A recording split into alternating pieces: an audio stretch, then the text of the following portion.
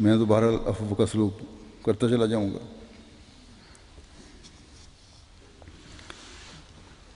آپ صلی اللہ علیہ وسلم آگے پھر لکھا ہے کہ آپ صلی اللہ علیہ وسلم اور آپ کے صحابہ مشرکوں اور اہل کتاب سے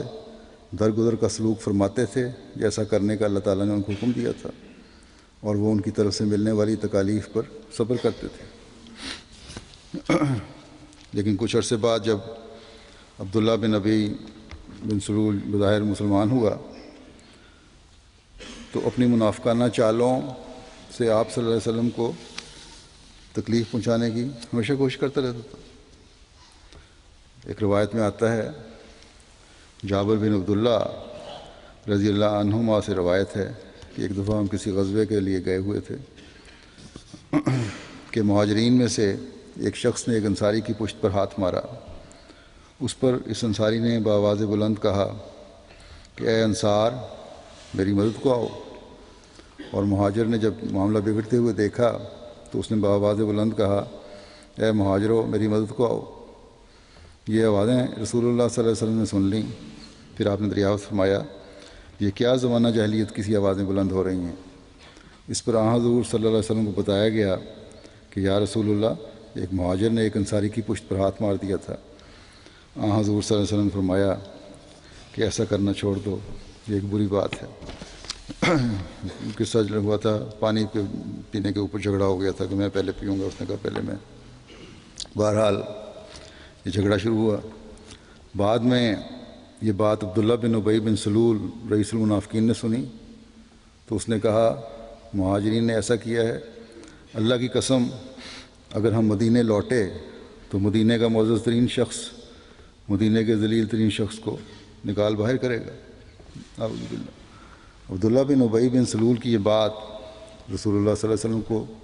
معلوم ہو گئی۔ یہ سن کر حضرت عمر رضی اللہ عنہ کھڑے ہوئے اور کہا، یا رسول اللہ، مجھے اجازت دیں کہ میں اس منافق کا سر قلم کر دوں۔ حضرت عمر کی بات سن کر حضور صلی اللہ علیہ وسلم نے فرمایا، اس سے درگزر کرو، کہیں لوگ یہ باتیں نہ کرنے لگ جائیں کہ محمد صلی اللہ علیہ وسلم اپنے ساتھیوں کو بھی قتل کر دیتا ہے۔ اس کے باوجود کہ اس کی ایسی حرکتیں تھیں، حضرت صلی اللہ علیہ وسلم نے اس کو اپنا ساتھی کہا ہے، کیونکہ جب تک وہ ظاہراً اپنے آپ کو مسلمان ظاہر کر رہا تھا۔ روایات میں یہ بھی ملتا ہے کہ آپ نے عبداللہ بن ابی اور اس کے ساتھیوں کو بلوا کر پوچھا کہ اس طرح مشہور ہے، کیا معاملہ ہے؟ وہ سب اس بات سے مکر گئے، اور بعض انصاریوں نے بھی انصار تھے، انہوں نے بھی سفارش کی اور کہا کہ شاید زید کو، جو چھوٹے تھے جنہوں نے یہ بتایا تھا کہ ان کے سامنے یہ بات ہوئی ہے، غلطی لگی ہوئی ہوگی۔ بہرحال حضرت صلی اللہ علیہ وسلم نے ان لوگوں کو مزید کچھ نہیں پوچھا۔ جب اللہ تعالیٰ نے بھی آپ کو وحی کے ذریعے بتا دیا کہ یہ واقعہ سچ ہے تو سب دنیا کو پتہ لگ گیا کہ بہرحال یہ سچ ہے۔ اس وقت کے لوگوں کو قرآن کریم میں اس کا ذکر یوں آتا ہے کہ یقولون لئن رجعنا الی المدینۃ لیخرجن الاعز منها الاذل وللہ العزۃ ولرسولہ وللمؤمنین ولکن المنافقین لا یعلمون۔ ترجمہ اس کا یہ ہے کہ وہ کہتے ہیں کہ اگر ہم مدینہ کی طرف لوٹیں گے تو ضرور وہ جو سب سے زیادہ معزز ہے اسے جو سب سے زیادہ ذلیل ہے اس میں سے نکال باہر کرے گا، حالانکہ عزت تمام تر اللہ اور اس کے رسول کی ہے اور مومنوں کی، لیکن منافق لوگ جانتے نہیں۔ اب اس وحی کے بعد آپ صلی اللہ علیہ وسلم سے زیادہ کون جان سکتا تھا کہ عبداللہ بن سلول جو ہے، ابی جو ہے، جھوٹا اور منافق ہے؟ بلکہ آپ کی فراست پہلے سے ہی علم رکھتی تھی کہ یہ منافق ہے، لیکن آپ نے صرف نظر فرمایا۔ بلکہ مدینہ داخل ہونے سے پہلے جب عبداللہ بن ابی کے بیٹے نے، جو ایک مخلص مسلمان نوجوان تھا، آپ کے سامنے عرض کی کہ یہ بات میں نے سنی ہے، اور اگر آپ صلی اللہ علیہ وسلم کا ارادہ ہے کہ اس کو قتل کرنا ہے تو مجھے حکم دیں کہ میں اسے اپنے باپ کی گردن اڑا دوں، کیونکہ زمانہ جاہلیت کی رگ کسی اور نے اگر قتل کیا، یہ سزا دی اسے، تو کہیں میری زمانہ جاہلیت کی رگ نہ پھر پھڑک اٹھے اور میں اس شخص سے کو میں قتل کر دوں جس نے میرے باپ کو قتل کیا ہو۔ تو آپ نے فرمایا کہ ایسی کوئی بات نہیں ہے، کسی قسم کی کوئی سزا نہیں میں دینے کا ارادہ رکھتا، بلکہ فرمایا کہ تمہارے باپ کے ساتھ نرمی اور احسان کا معاملہ میں کروں گا، نہ صرف یہ کہ سزا نہیں دوں گا بلکہ نرمی اور احسان کا معاملہ کروں گا۔ پھر اس سفر میں یہی سفر تھا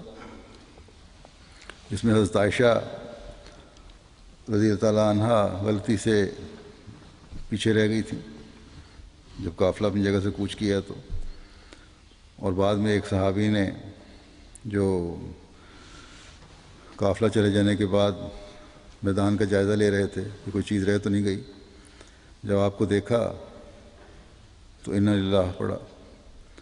جس سے آپ حضرت عائشہ اس کو سوئی ہوئی تھی، آپ کی آنکھ کھل گئی، آپ نے فوراً اپنے اوپر چادر اوڑھ لی، ان صحابی نے اپنا اونٹ لا کر پاس بٹھا دیا اور آپ اس اونٹ پر بیٹھ گئیں۔ جب چل پڑے،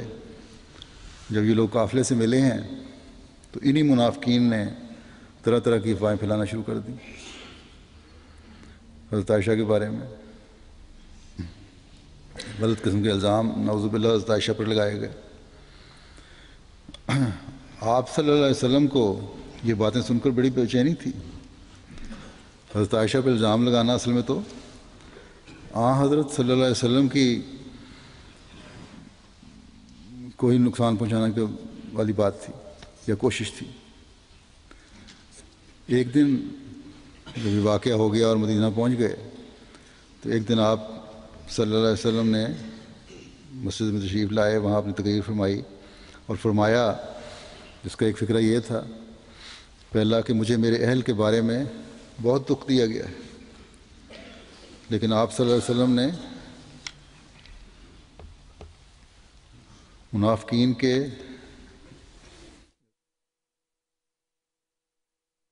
برداشت کیا، جنہوں نے یہ الزام لگائے تھے ان کو فوری سزا نہیں دی۔ اللہ تعالیٰ کی طرف سے جب حضرت عائشہ کی بریت کی وحی ہوئی تو تب بھی ان لوگوں کو سزا نہیں دی جن کے بارے میں یہ پتہ تھا کہ الزامات لگا رہے ہیں، بلکہ عفو سے کام لیا۔ بلکہ روایات میں آتا ہے جب عبداللہ بن ابی فوت ہوا تو اس کے بیٹے نے، جو ایک مخلص مسلمان تھا جیسا کہ میں نے کہا، حضرت صلی اللہ علیہ وسلم کی خدمت میں حاضر ہو کر عرض کی کہ آپ اپنا کرتا عنایت فرمائیں مجھے تاکہ اس کرتے میں میں اپنے باپ کو کفناؤں۔ آپ نے وہ کرتا عطا فرمایا۔ بلکہ آپ کی شفقت اور عفو کا یہ حال تھا کہ آپ اس کے جنازہ کی نماز کے لیے بھی تشریف لائے اور جنازہ پڑھایا، قبر پر دعا کرائی۔ حضرت عمر نے عرض کی کہ آپ کو ان تمام باتوں کا علم ہے کہ یہ منافق ہے، اور منافق کے بارے میں اللہ تعالیٰ فرماتا ہے کہ اگر تو 70 مرتبہ ہی ان کے لیے استغفار کرے اور مغفرت طلب کرے تو ان کی مغفرت نہیں ہوگی۔ حضرت صلی اللہ علیہ وسلم نے فرمایا کہ اللہ تعالیٰ نے اس میں ایک اجازت بھی دی ہوئی ہے، تو میں کوشش کروں گا کہ میں 70 مرتبہ سے زیادہ استغفار کروں، یعنی کثرت سے کروں اس کے لیے، تاکہ اگر مجھے اس سے زیادہ بھی بخشش طلب کرنی پڑی تو اس کے لیے کروں۔ یہ تھا آپ کا اسوہ جو آپ نے ان منافقین کے ساتھ بھی روا رکھا۔ یہ تو واقعہ جو میں نے بتایا رئیس المنافقین کے ساتھ عفو اور بخشش سلوک ہے، اور بعض دوسری مثالیں پیش کرتا ہوں۔ مثلاً اجڑ، غیر تربیت یافتہ بعض بدوؤں کے